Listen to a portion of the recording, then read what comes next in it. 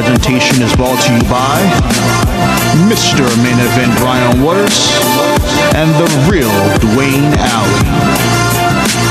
The Wrestling Wrealm, the show for the intelligent wrestling fans. Off the top rope, I dwell in the wrestling realm. Like Jake stay in the snake pit and Kane be in hell. Like Jacob stay in the graveyard, I'm punk in the shy. Call me Snooker cause I'm super and fly. You can hate all you want, but I'm flossing. The Miz said I'm awesome, and I'm upholding the law just like the big boss man. With Mr. Main Event Brian Waters, the real Dwayne Allen, toss you over the border like Hernandez, Mandez, pressing the stands. It's the show for the intelligent wrestling fans.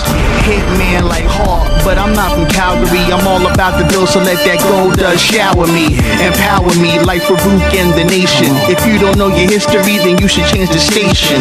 But if you do, you can cruise to YouTube / the wrestling realm. Your lessons are stale. Say the same old lines, man, you destined to fail. Like the Shockmaster or the wrestler Nails. I'm a heartbreak kid, and my bid to be champion is unmatched. Anybody step, I'm face planting them. Yeah, with Mr. Main Event and the real Dwayne.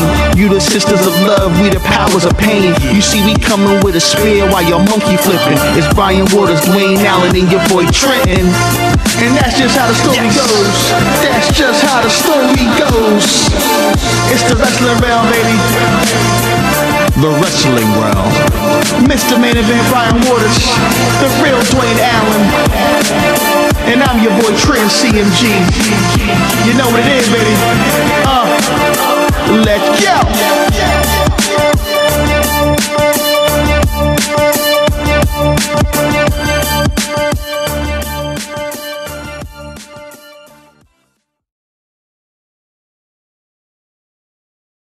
Speaking of belts, your girl Layla got new music. Yeah, you noticed that? She got rid of that crappy music that You gotta hear the bass line. You got to hear the bass line. You know what my problem with that music was? It was Michelle McCool's music. I understand. Layla's original music was hot. But you want to see, you don't want to think of Michelle McCool, and now we finally able to do that. And I think Layla will be doing great things. I just wish that they gave her some competition. She came at the wrong time. Yeah, I just really, but she's been here and she's standing out and she's one of those. And it's sad when you look at Layla, and that's not sad. It's that now Layla is our original diva. But the fact is, you're thinking every time, and I know you agree with me. When we was watching right here in this very place, when we were watching Over the Limit, what was we thinking about? No, my bad, it wasn't Over the Limit. It was No Way Out. They throwing a lot of pay-per-views. We was thinking Karma. Every time we see her, every time we watch wrestling, we're wondering, every time we see females, when is Karma coming? And I'm not saying that we need Karma as the only competition. I'm saying there is no competition because if you remember a few years back, and this is another thing about the women's title, you had Jazz, Trish, Lita, Victoria. Yes, and Victoria. All of those women, and even Gail Kim sometime in the mix too. You can go Candice, Michelle, and Melina. Exactly. But those were the caliber of women that wasn't just pulling hair and screaming and just doing the X Factor and stink faces as their 3 moves and, you know, everybody doing the spring elbow that, you know. They had the combination of looks and skill. And I always say Candice, Michelle, she was like, I'll take it back. When women start off as the valet or the manager and everything and then all of a sudden become a wrestler, it's like, wow. Where did that come from? Okay. And then it's like the culmination of their career. And Layla, remember, Layla was everybody's valet. And Layla was always around. She was that pretty face after she won the Diva. Did she win the Diva Search? Yeah, she won the Diva Search 1 year. And it was like, okay, let's see what she can do. They took their time with her. They made it happen. And I don't care what anybody says. I really look at Layla as being the unified, you know, the one to unify the women's title and the Divas Championship. And seeing her as the last of each and the beginning of both. Okay. Because, you know, as we know, when you unify a title, you are the last champion of both, and now you are the new champion. Do you say that again? When you unify a title, you are the last champion of that title that you're unifying. So if you're unifying 2 belts, like the Intercontinental in the U.S., like Edge did, you become the last Intercontinental, you become the last U.S. champion. So doesn't that mean Chris Jericho was a WWE champion? Let me finish my point. So when you unify the 2, if I'm U.S. champion going into a match to unify the U.S. champion and Intercontinental, I'm now the last of each, and I now become the first ever WWE Intercontinental champion because the belts have been unified. So therefore, I have credit as being a WCW U.S. champion and a WWE Intercontinental Champion, and now I am the WWE Intercontinental Champion. Does that mean I have an additional run? No, it's just that I'm continuing with that path of that belt. Which needs to say, Chris Sabin, for instance. Remember, Chris Sabin was the last NWA TNA X Division Champion, and he was the first TNA X Division Champion. Think about it. He was the last NWA TNA X Division Champion, but he was the first TNA X Division Champion. I challenge Real Wrestling fans to think about that. So, any other belts you want to... I think I'd have had my rant about belts. I just want people to think about it. The more you have, the less utilized you'll have them. Because think about it. Remember, we had waves in the WWE where you saw the hardcore champion, you didn't. You saw the European champion, you didn't. You saw the Intercontinental champion, you didn't. And remember, at some point, it was like, oh, they're the Cruiserweight champion? Right. Oh, that's the European champion? I forgot all about it. Until it was like a big match and something happened where like Test kicked William Regal and won the European title. That was that week, that was great.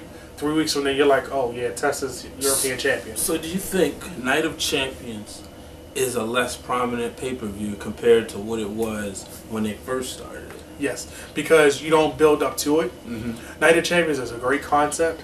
You don't need every title on the line every single time, but this pay-per-view should be a combination of, I've been whooping your, you know what, you've been whooping mine, now let's bring it to a head. And it's not just Brian versus Brandon for the Intercontinental title. It's, no, Brian versus Brandon in an ultimate submission match because we've been fighting for the last month or two for this title. Or after the pay-per-view that just before Night of Champions, I come and attack you, or we build the storyline from that point.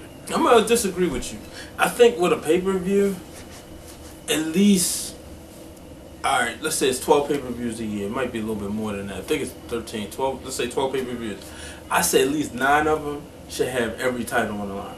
And definitely, alright, with the exception of the Classic 4, Survivor Series, if you're going to keep the Survivor Series concept. That should be traditional. Right, it doesn't need to have all the titles. Just the world titles. It may be just one world title because you could always throw it. Back in the day, they used to throw the world champion in the Survivor Series. With his team being, you know, one team versus the other team. Right. And that person might have been his #1 contender for that belt on the opposite team. Exactly. Hence, 93 Survivor Series, Yokozuna's team, the Un-Americans taking on the Allied powers. Or no, I'm sorry. It was something, the Americans versus the Foreign Fanatics or something like that. It was Yokozuna versus Lex Luger. So, you also had, but I think, you know, even if you take the Intercontinental title or the U.S. title, maybe don't have one of those on the line, you know. But I think they did that year when it was the U.S. champion, The Miz, and his team versus the IC champion. Yeah, it was John Morrison as IC champion, and they were going in, and it was like 4 minutes. That was a great concept. Exactly, you know. But I what think was that? 09. Because that was forgettable period wrestling. I'll give you that one. I just think it was 09. I just think that the titles, because it's a pay-per-view, you're paying for it. I think the titles, you know, the wrestlers going to get that big pay-per-view check anyway. You know, they're getting the championship check. That's why they don't complain. You think Christian's complaining that he's IC champion? No. Why? Because his t-shirt's not selling like that. It's selling to fans like us, but it's not selling to the masses. So he's getting them that championship check. But let me play devil's advocate. If 9 out of the 12 pay-per-views, right? Out of those 9, even those 9 that, or I would say all of them, minus the big 4, right? What if it was a #1 contenders match for it in there? Could that replace the title match? Think about it. If I had a #1 contenders match between, let's say, Beth Phoenix and Natalya for the Divas title for the next pay-per-view, then, okay, Natalya wins. Natalya has a whole nother, sometimes 3 to 4 weeks before the pay-per-view to build that rivalry with Layla. Well, in the words of Real Dwayne now, let's take wrestling intelligence a step further. Let's say you got Natalya versus Beth Phoenix. Then you also have it for #1 contender for the title, right? Then you have, no, let's say for the #1 contender match. But then you got Layla versus Alicia Fox. So now you're also you're keeping one rivalry, but then you're building another, and that's constantly making you got people chasing after the titles. Or I'll do you one better. You don't have to put it on that night. That Monday on Raw, that's where Alicia Fox takes the belt from her. And you're like, oh, now the dynamics have changed. Yeah. And then you can throw them for a loop. Layla can get it back the Friday before. You know, she invoked her rematch. Or something I always loved back in the 90s, you always had a #1 contender set up. Let's say, all right, you know, we got the rivalry between, we have the thing with Sheamus, Del Rio, and Ziggler. Let's say the pay-per-view is Ziggler versus Sheamus. Then you got Del Rio sitting back here waiting. So at the pay-per-view, he's going to be off, but he's going to be doing commentating and waiting. You know, and that's the only thing. That's my thing with the titles, you know, as we, you know, in this state of the wrestling belts, part 2, you know, that's my thing with the titles. And I see where you're coming from. I do. Any final thoughts? I just say, open your mind sometime and think, because, okay, certain people aren't going away, we know that. Yoshitatsu will be employed till 2050. Mm-hmm. So will the Great Khali, so will Justin Gabriel, and so will Carlito and, I'm sorry, not Carlito, Primo and Epico. Why is that? Because, think about it, when they go to Japan, they need their Hulk Hogan, Yoshitatsu. Mm-hmm. When you go to South America, once a year, you need Justin Gabriel. That's their Hulk Hogan. When you go to wherever the heck Great Khali is from, because I swear, I thought it changed like 4 times, because remember, he had different managers. So, when you go to India, you need him. Mm-hmm. That's their superstar power. That's why Funaki had a job for so long. Think about it.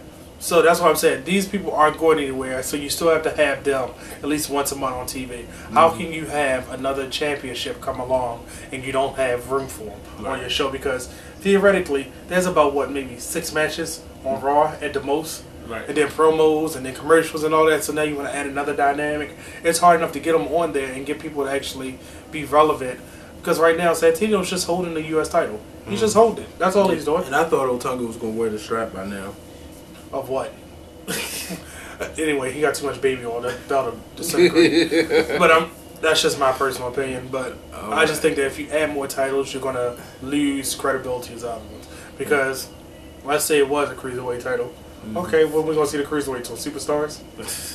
At the house show, the title would change hands. Mm-hmm. You know, when will we see it? You know, so that's all I'm saying. Just think about it a little bit. Well, ladies and gentlemen, that concludes the Wrestling Realm's State of the Titles Part 2. Be sure to catch Part 3 coming soon to youtube.com/Wrestling Realm near you. Before we go, let me get all the, let's pay the bills, pay the sponsors.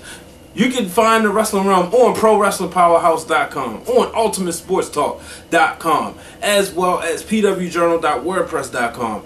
Make sure you catch the show on iTunes, and every Monday at 5 p.m. be sure to catch the Dungeon edition of the Wrestling Round, brought to you by the brains behind the operation, Cameron G, and Mr. Main Event, Brian Waters. And last but not least, like I said, follow us on Twitter at Wrestling Round. He is Brandon Guy. I am Mr. Main Event, Brian Waters. So long, everybody.